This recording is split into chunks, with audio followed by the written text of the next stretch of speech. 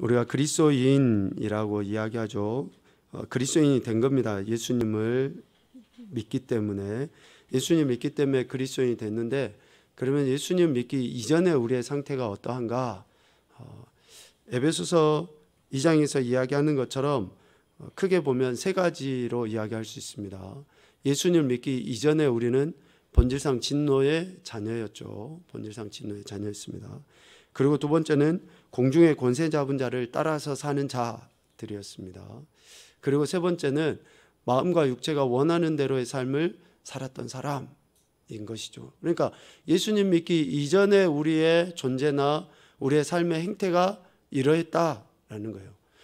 왜 이것을 이야기를 할 수밖에 없냐면, 우리가 이전의 나의 모습에 대한 그런 알문, 왜요? 그 이전에 내 삶의 모습이 이러했다라는 것을 제대로 인식하고 알 때 새로운 삶의 방식을 취하게 되거든요. 이전에 예수님 믿기 이전의 내 모습, 이것을 한마디로 이야기하면 죽은 상태, 허물과 죄로 죽은 상태. 그러니까 우리가 예수님을 믿기 이전에는 여전히 살아있죠. 지금도 사람들 다 살아있다라고 이야기하죠. 그러나 영적인 의미로 보면 허물과 죄로 죽어있는 상태라는 거예요. 그러나 예수 그리스도를 믿음으로 말미암아 우리가 그리스도인이 되었는데, 그리스도인이 되었다라는 것은 또 크게 세 가지로 이야기할 수 있죠. 하나님의 자녀라는 것을 이야기합니다. 그리고 두 번째는 성령을 따름을 이야기하고, 세 번째는 육체의 소욕을 물리침을 이야기하는 거예요. 그러니까 본질상 진노의 자녀, 공중의 권세 잡은 자를 따랐고 육체의 소욕을 따라서 살았던 내가, 마음과 육체가 원하는 대로 살았던 내가 이제는 하나님의 자녀가 되어졌고 성령의 인도하심을 받아서 사는 자가 되었으며 내 육체의 소욕을 물리치는 삶을 살아내는 자가 되었다. 그러니까 그리스도인이라는 것은 바로 이러한 존재와 이러한 삶의 행태가 나타나는 사람을 그리스도인이라고 이야기해요. 왜 이 정체성에 대해서 자주 이야기하냐면 우리의 삶의 행동과 또 습관에 대한 문제 때문에 그래요. 중요한 단어를 이야기했습니다. 습관의 문제 때문에 그렇습니다. 습관의 문제. 예수님 믿기 이전에 나의 습관은 죄를 짓는 습관이었어요. 그러나 예수님을 믿고 나서 그리스도인이 된 나는 이런 죄를 짓는 습관에서 벗어나서 다른 새로운 습관이 드러나야지 되는 거죠. 새로운 습관. 그래서 그리스도인은 이처럼 하나님의 자녀, 성령을 따라서 육체의 소욕을 물리치며 사는 사람, 그리스도인 되기 이전에를 허물과 죄로 죽은 상태라고 하면 그리스도인이 됨은 뭡니까? 새로운 피조물, 새로운 피조물. 고린도서 5장 17절 말씀에서 이야기하는 것처럼 우리 한번 이 말씀은 찾아봅시다. 성경을. 고린도서 5장 17절 말씀. 여러분 암송하시는 분들도 찾아서 눈으로 한번 보십시오. 단어를 생각하면서 우리가 한번 봐봅시다. 고린도후서 5장 17절 말씀.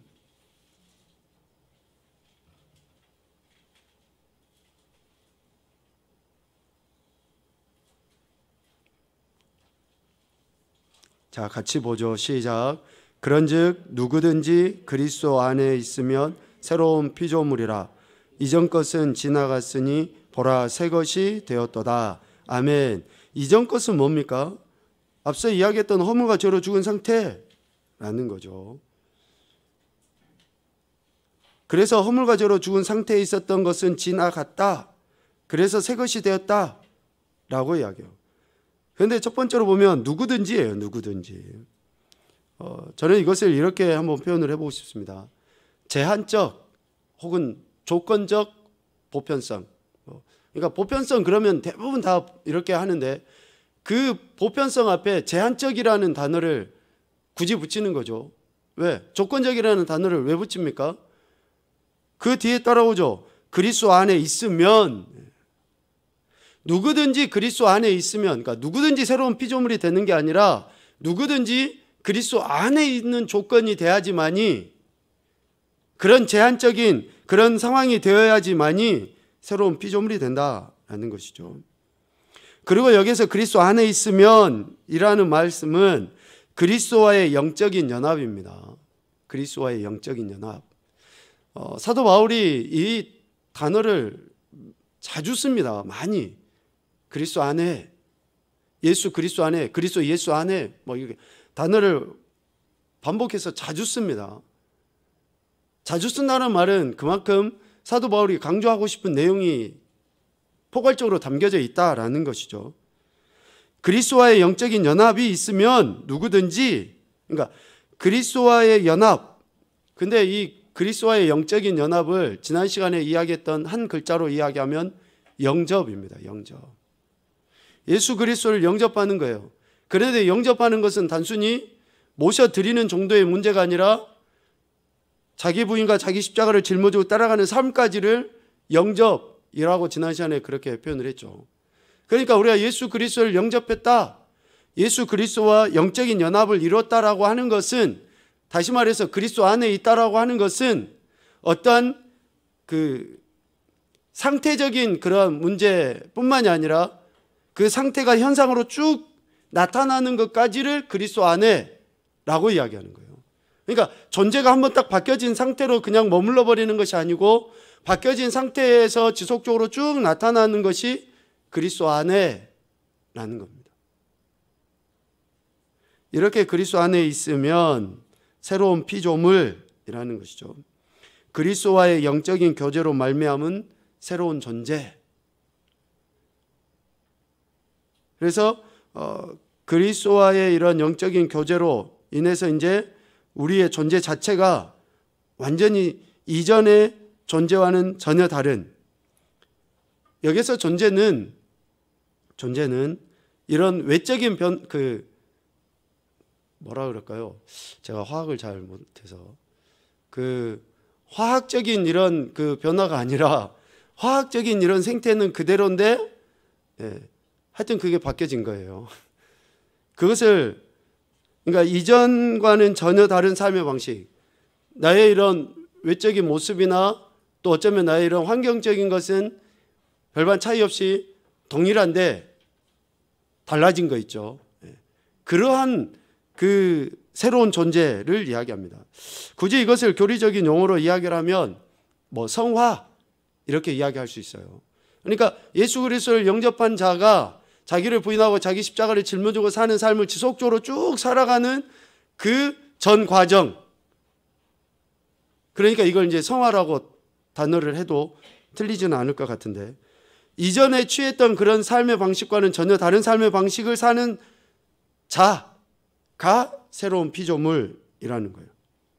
그러니까 예수님을 믿는다, 교회 다닌다, 더 나아가서 그리스도인이다 라고 할 때는 이러한 삶의 방식이 바뀌어진 것을 그리스도인이라고 이야기해요. 새로운 피조물. 오늘 본문에서는 새로운 피조물, 새것됨이라고 이야기하죠. 이것을 다시 이야기하면 거듭남이라고 해요. 거듭남에 대해서 다음에 검색을 해보니까 어학사전에 이렇게 돼 있어요. 원죄로 죽었던 영이 예수를 믿어 영적으로 다시 태어나 새 사람이 됨. 어학사전에 이리 돼 있어요. 거듭남. 그러니까 우리가 거듭났다라고 하는 것은 어학사전에서도 이야기하는 것처럼 이런 상태가 되는 거예요. 상태, 존재, 현상 이렇게 지속적으로 이렇게 나타나야 되는 거거든요. 거듭남은 중생입니다. 중생. 다른 종교에서 이야기하는 그런 중생이 아니라 거듭남, 중생. 좀 무지하고 안타까운 그런 인생, 그런 중생이 아니죠. 그러니까 새로운 피조물이 되고 새 것이 되었다라는 것을 이야기해요. 그래서 결국 그리스도인은 뭐냐? 거듭난 자, 새로운 피조물. 이게 우리의 그 존재와 이러한 그 현상의, 삶의 현상에서 드러나야 될 모습이라는 것이죠. 그러니까 그리스도인이라는 것은 엄청난 그 선함들이 나타나야 돼요. 왜? 예수 그리스도를 믿고 예수 그리스도께 속해서 그분을 따라가기 때문에 그리스도인은 이러한 그 영향력들이 드러나게 되어 있다라는 거예요. 그래서 그리스도인은 삶의 방식이 바뀐 삶을 살아야 합니다. 앞서서 습관이라는 단어를 그래서 쓴 거예요. 습관. 삶의 방식이 바뀌어지는 그 습관이, 어려서부터 그런 습관을 우리는 기르는 거죠. 또 가르치는 거예요. 그런 행태들이 지속적으로 나타나도록 하기 위해서. 오늘 우리가 읽었던 요한복음 2장과 또 3장으로 이어지는 말씀은 그리스도인으로서 새로운 피조물, 즉 거듭남에 대해서 주님이 말씀하시고자 했던 그런 내용이 있는데요. 이런 그 거듭남에 있어서의 시작이 뭐가 돼야 되냐면 요한복음 2장과 3장에 걸쳐서 주님이 하시고자 하는 그 내용의 핵심은 이겁니다. 새로운 삶의 방식, 거듭남의 방식의 시작은 뭐냐? 보지 않고 믿는 믿음이 있어야 된다라는 거예요. 보지 않고 믿는 믿음이 있어야 한다. 많은 사람들이 예수님께서 행하시는 표적을 보고 예수님 믿어요. 오늘 23절에도 그렇습니다. 예루살렘에 계시니 많은 사람이 그의 행하시는 표적을 보고 그의 이름을 믿었으나 라고 이야기합니다.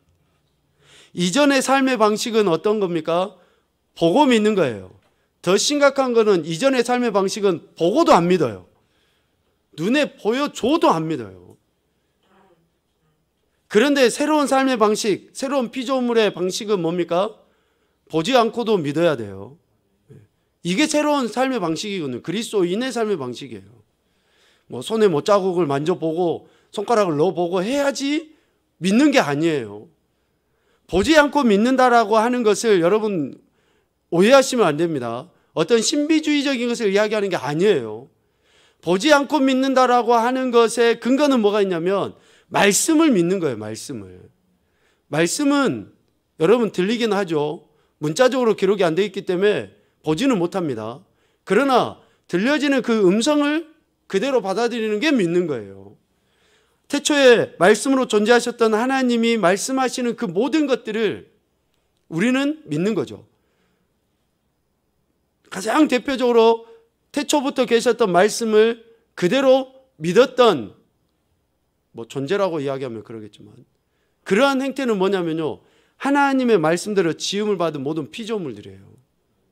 그들은 하나님의 말씀이 선포되는 그 즉시 그렇게 되어버렸거든요. 그러니까 이전의 삶의 방식과는 전혀 다른, 즉 보지 않고 믿는 믿음이 우리에게 있어야 되는 거죠.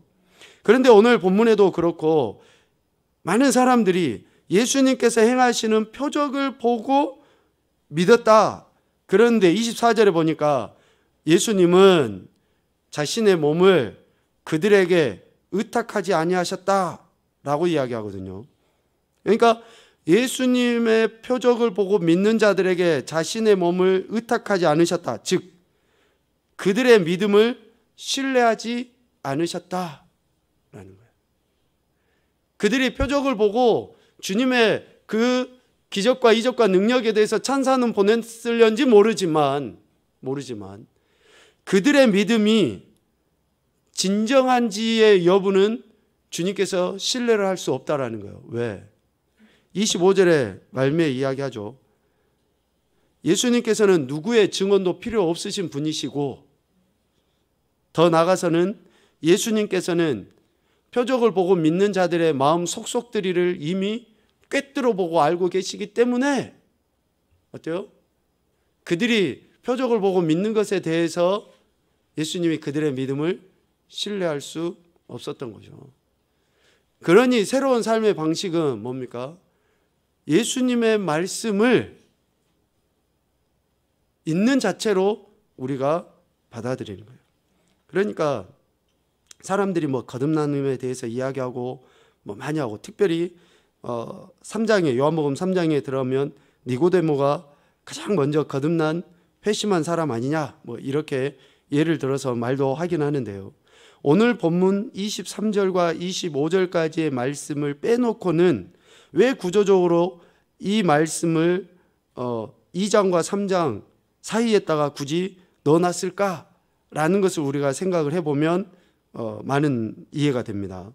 요한복음 2장에 보면 1절 이하부터는 어떤 내용이 나옵니까?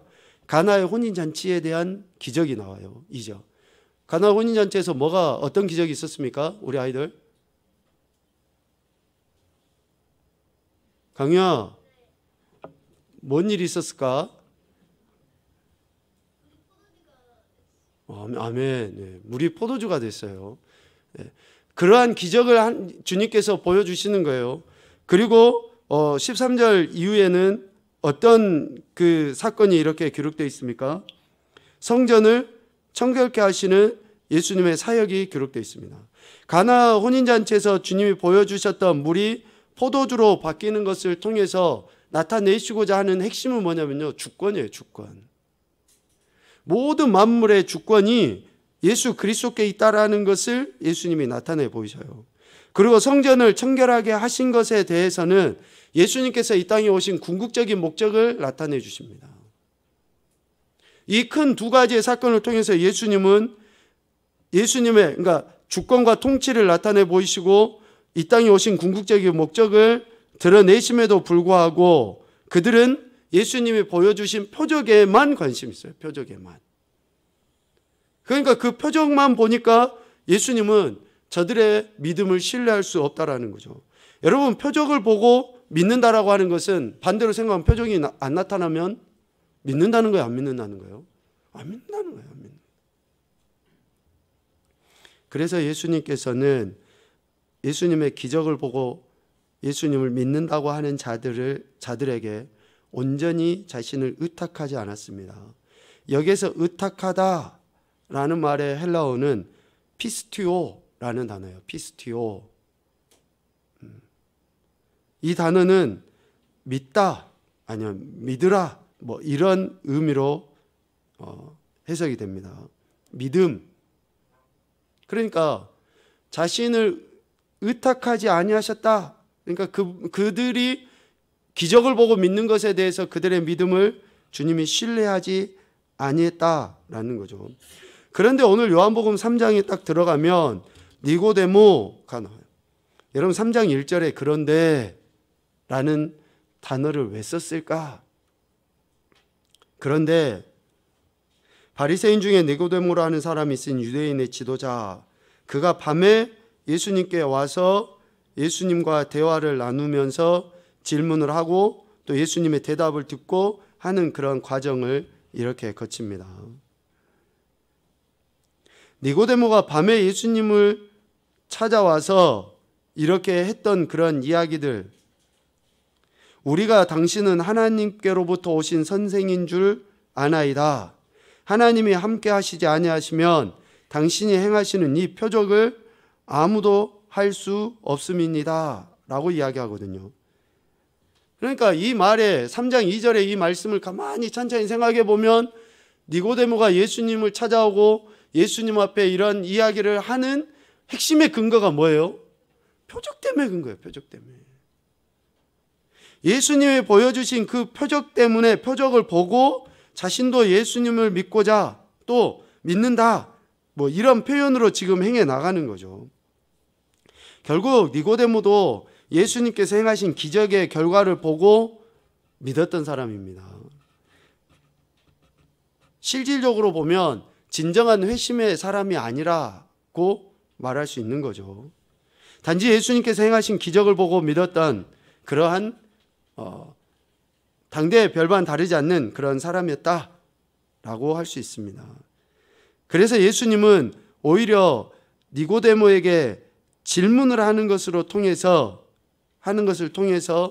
그의 그 믿음이 진정한 믿음으로 이렇게 바뀌어져 가도록 기회를 주시는 거죠. 우리 요한복음 3장 3절 말씀 한번 읽어봅시다. 시작. 예수께서 대답하여 이르시되 진실로 진실로 내게 이르노니 사람이 거듭나지 아니하면 하나님의 나라를 볼 수 없느니라. 아멘. 사람이 거듭나지 아니하면 하나님 나라를 볼 수 없다. 그러니까 거듭나야 할 것에 대해서 이야기하죠. 이전의 삶의 방식과는 전혀 다른 새로운 삶의 방식을 갖기를 주님은 니고데모에게 요구하시는 거예요. 표적을 보고 믿는 것이 아니라 주님의 말씀을 믿는 것이어야지 되고, 이전의 삶의 방식이 아니라 새로운 삶의 방식대로의 삶을 살아야지만이 하나님 나라에 들어갈 수 있다라는 것을 지금 예수님은 우리에게 말씀해 주시는 겁니다.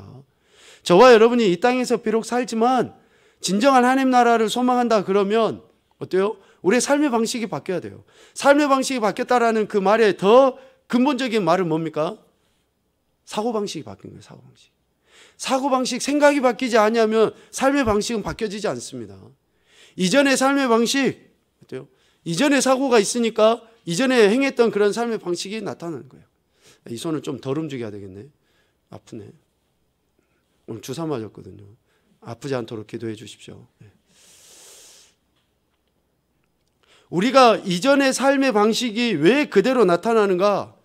옛날 생각을 하기 때문에 그래요. 옛날 생각. 더 엄밀하게 이야기하면 옛날에 행했던 저희의 습관들이 내 머릿속에 각인이 돼 있으니까 내 삶의 행동들이 옛날의 행동의 모습대로 나타나는 거예요. 그래서 새로운 삶의 방식이라는 것은 뭡니까? 새로운 사고방식. 예수 그리스도, 주님의 말씀, 이러한 것들이 지속적으로 우리 안에 들어올 때에 우리의 삶의 방식은 변화되고 바뀌어지게 되는 것이죠. 그런데 예수님께서 이런 말씀을 하실 때 니고데모가 어때요? 알아듣지를 못해요. 알아듣지를 못. 아니 당연히 못 알아듣죠. 인간의 이야기를 해도 못 알아듣는데 지금 거듭남에 대해서 이야기하니 어떻게 알아듣습니까? 왜요? 그는 보고 믿는 자였는데 보지 않고 행해지는 그 일을 도저히 믿을 수가 없는 거죠. 그러니까 동문서답 같은 이야기를 하는 거예요. 엉뚱한 이야기를 해요. 니고데모가 이르되 4절에 사람이 늙으면 어떻게 날 수 있사옵나이까? 두 번째 모태에 들어갔다가 날 수 있사옵나이까? 매우 어리석은 지금 이야기를 하는 거죠. 이러한 니고데모의 말도 안 되는 이런 이야기에 대해서 예수님께서는 우문현답이죠. 지혜롭게 말씀을 해 주십니다. 5절에 우리 5절 같이 보겠습니다. 시작. 예수께서 대답하시되 진실로 진실로 네게 이르노니 사람이 물과 성령으로 나지 아니하면 하나님의 나라에 들어갈 수 없느니라. 아멘. 물과 성령으로 나야 할 것에 대해서 말씀하시고 6절 육으로 난 것은 육이요 영으로 난 것은 영이다. 네가 거듭나야 한다 라는 그 말을 놀랍게 여기지 말아라 라고 주님이 명확하게 말씀을 해주시는 거죠. 거듭난다고 하는 것은 엄마 뱃속에 들어갔다가 다시 나오는 것이 아니라 물과 성령으로, 즉 하나님께서 행하시는 그러한 실질적인 기적이다. 다시 말하면 눈에 보이는 표적은 아니지만 여러분 거듭나셨습니까? 봤어요? 봤냐고요? 여러분들이 거듭난 걸 봤냐고요? 두 번째 엄마 뱃속에 들어갔다가 다시 나오셨습니까? 그런데 우리가 거듭났다라고 말을 하는 것은 보이지는 않지만 물과 성령으로 역사하는, 즉 하나님의 은혜로 되어지는 것을 우리는 보지 않고 믿기 때문에 거듭났다라는 것을 확신하는 거예요. 오늘 주님이 니고데모에게 지금 이야기를 하는 거예요. 야, 네가 표적을 보고 믿었냐? 그러지 말라는 거예요. 새로운 삶의 방식을 사는 거듭난 자는, 새로운 피조물은 어때요? 보지는 않지만 하나님이 행하시는 것을 있는 그대로 신뢰하고 받아들이는 것인 것이죠. 그래서 예수 그리스도께서 하시는 이 말씀처럼 어때요? 우리가 실질적으로 거듭났다라고 하는 것은 하나님께서 하시는, 앞서 가나 혼인잔치에서 주님이 보여주셨던 절대적인 주권, 그리고 또 성전을 청결하게 하심과 같이 이전의 삶의 방식을 새롭게 만들어버리는 그러한 것과 같이 성전된 우리의 몸을 청결하게 하셨다라는 영적인 의미로 우리가 받아들이면 거듭남은 바로 하나님의 주권적인 역사하심 속에서 우리의 영혼육의 삶이 새롭게 변화되어짐을 거듭남이라고 이야기해요. 어떤 표적을 봐서 거듭남이 아니라, 어떤 표적을 봐서 믿는 것이 아니라 하나님께서 행하시는 그 절대적인 주권을 인정하는 것을 통해서 내가 거듭났다라는 것을 확신을 하는 것이죠. 그걸 깨닫지 못하니까 주님이 11절 12절에 명확하게 지적을 해주는 거죠. 진실로 진실로 네게 이르노니 우리는 아는 것을 말하고 본 것을 증언하노라. 그러나 너희가 우리의 증언을 받지 아니하는도다. 그러니까 예수님께서는 하나님께서 말씀하시는 대로 그대로 증거하시는 거죠. 그런데 우리 인생이, 즉 니고데모가 그것을 그대로 받아들이지 못해요. 내가 땅의 일을 말하여도 너희가 믿지 아니하거든 하물며 하늘의 일을 말하면 어떻게 믿겠느냐. 그러니까 거듭남의 비밀은 우리가 어떤 표적을 통해서 보여주고 당신 거듭났어 이렇게 말한다고 해서 거듭나고 그러는 게 아니라 내 안에 하나님의 영, 그 은혜로 말미암아 그 안에서 확신이 들게 돼 있어요. 그것은 사람마다 다릅니다.